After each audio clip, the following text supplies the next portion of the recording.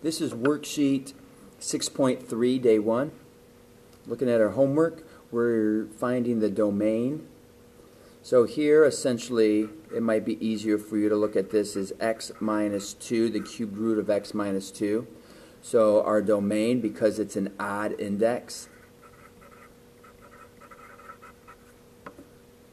our odd index makes the domain all real numbers. It wouldn't matter what's inside the radical. Here we have an even index, so we know that our numbers have to be x is greater than or equal to 0. Because the radicand is x, there's no adding or subtracting after it, so it just can't be a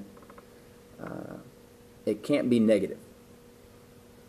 So this is non-negative.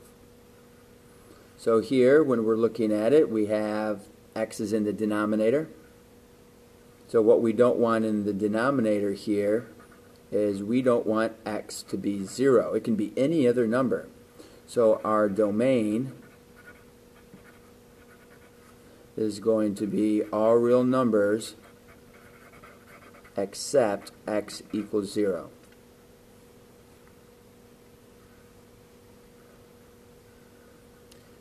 Here we have x to the half and x to the third. So x to the third is all real numbers. X to the half is greater than or equal to 0. The smaller amount is greater than or equal to 0. This covers all the numbers. This covers like half the numbers, so your final answer can only be what they both cover together, and that's half the numbers. This is a square root. So with the square root, what we're concerned about is it being negative. We don't want it to be negative. So our domain has to be greater than or equal to -5 because we have an even index. The index is 2, which is even. Okay. Here for this one, we have a denominator with our x value, so we don't want that to become 0. It's okay to be negative, it's okay to be positive, just don't be 0. So we subtract over, we divide. So this can be anything but 1/3. So this is all real numbers except where x equals 1/3.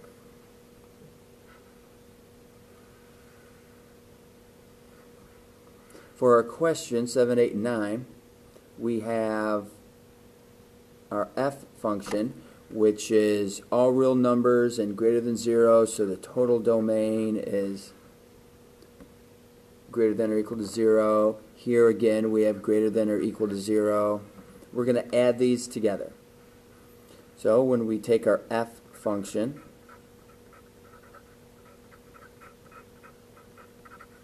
and add it with the g function, we get 2x to the 1/3 plus 8x to the half. Well, you can't group that together anymore because we have unlike terms. They have different exponents. So again, we have x is greater than or equal to 0 for our domain, because that's the limitation that having a square root in the problem gives you. For subtracting, we're going to take the g function first, it says, and then subtract the f function.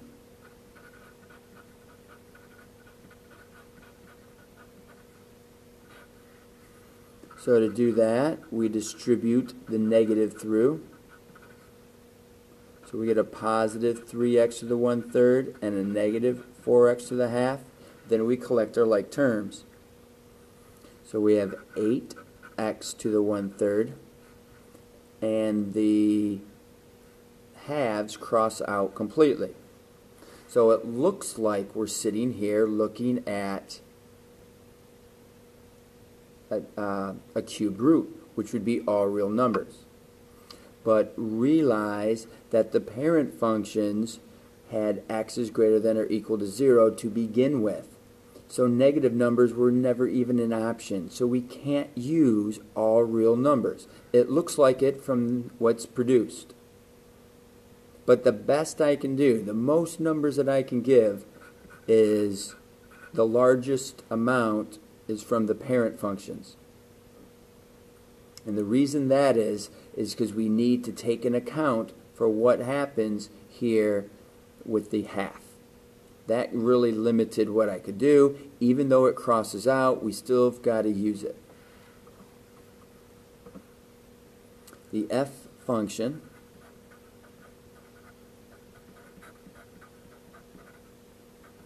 minus the f function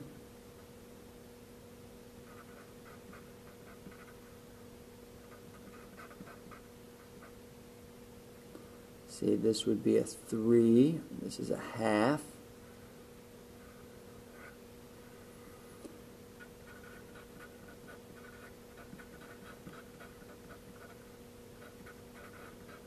So it looks like we're going to subtract the same thing, and that's going to cross everything out. So we have a positive and a negative, and a positive and a negative. So this comes out just to be 0.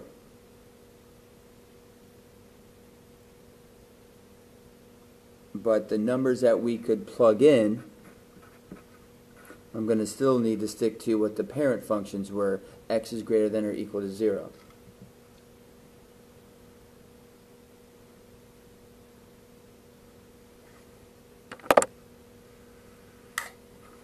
Now we're going to look at questions 10 through 12.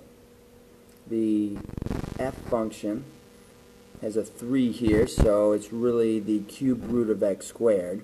So it's all real numbers. This is the square root, so its x value is greater than or equal to 0. So we're going to multiply the two together. This is 4x to the 2/3 times 6x to the half. That gives us 24x to the 2/3 plus 1/2. Then we get common denominators because we add our exponents. Times 2 times 2 times the denominator by 3. So we're going to have 24x to the 7/6. So this looks like it's an even index because the denominator is an even number, and that follows right in line with the parent. So we're going to know that the domain is going to be greater than or equal to 0. We're not going to worry about all the negative options that the cube root gave us. 4x to the 2/3 over 6x to the half. That's going to reduce down to 2/3 x to the 2/3 minus 1/2. So again, we need common denominators. 6. So that's going to make it 4 and make it 3. So this is going to be 2/3 x to the 1/6. So in this case, an even index tells you that it's going to be greater than or equal to 0, but because this situation has a denominator, what makes the denominator 0 but 0 itself, so it can't be that one either. So it's just going to be all positive numbers. Whoops, you had me. All positive numbers. 0 is not included. The g function times the g function again, which is going to give us 36 x to the half plus a half, which is 36 x to the first power. So it looks like for this one, we're going to get all real numbers because it's linear. But don't forget that when we started out, we could only possibly be looking at values that were greater than or equal to 0. So if we're only looking at the numbers greater than or equal to 0, and it looks like every one of them is available, we can only use greater than or equal to 0. You can't plug in negative numbers into the original parents. Therefore, we can't plug it in even after we multiply them together.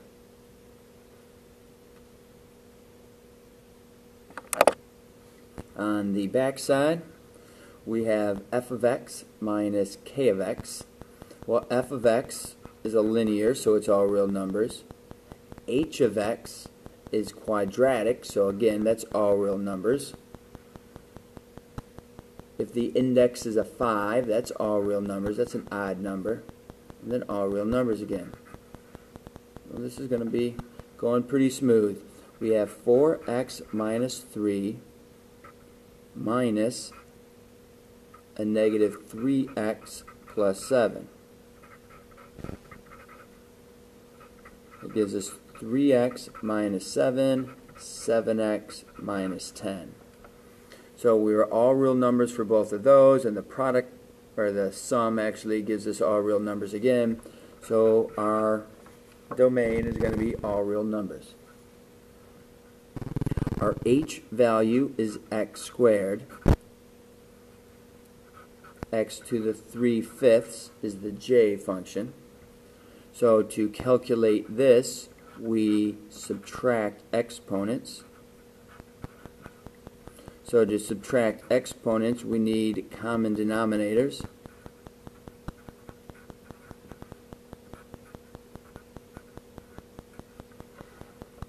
So we had all real numbers in both cases. We still have all real numbers because the denominator is an odd value. So the index is odd. So we're still going to have all real numbers except what? Except what makes the denominator 0, and that would be when x is 0. It can be any number except when x is 0.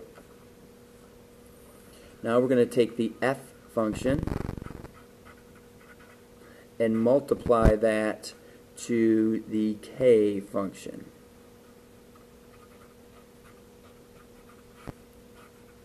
So to handle this, we have to multiply it together.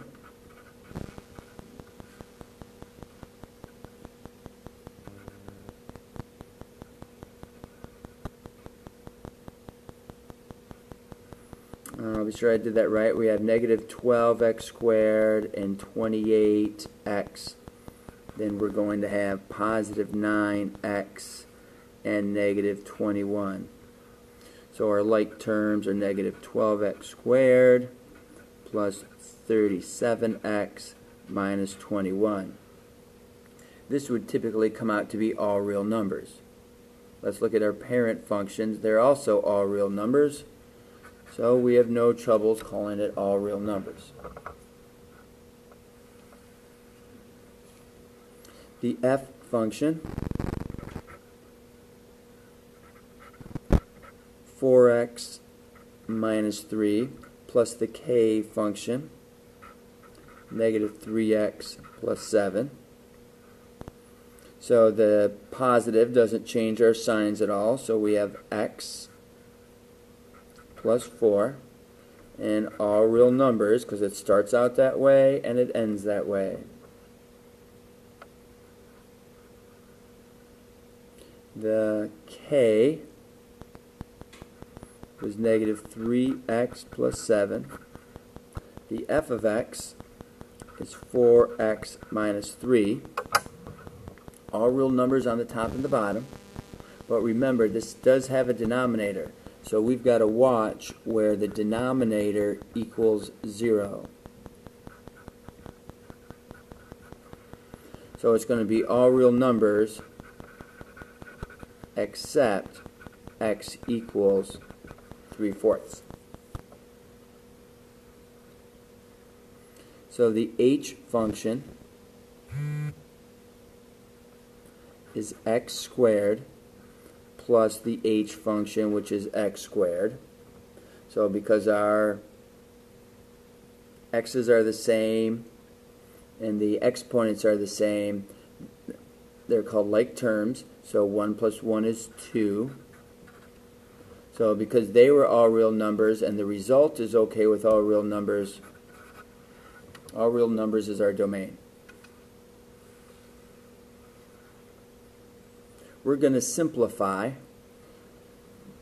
So we're going to take the 6 times the negative 3.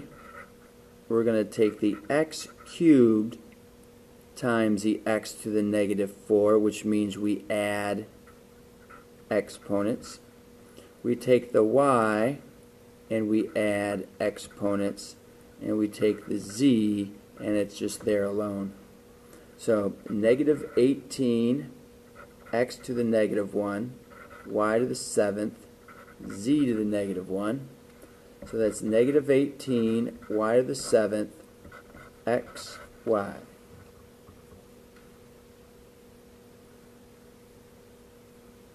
We take the 25 with the 5 underneath it, the a cubed minus 3 halves, the b half minus 1/3, and then we're going to bring the c up to the top and make it positive. 5 divided by 5 is 5. So this is going to give us a to the 6 halves minus 3 halves. Make common denominators.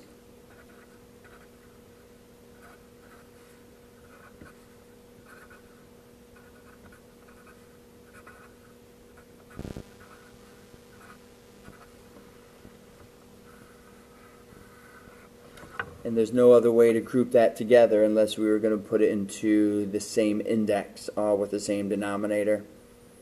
That looks good to me.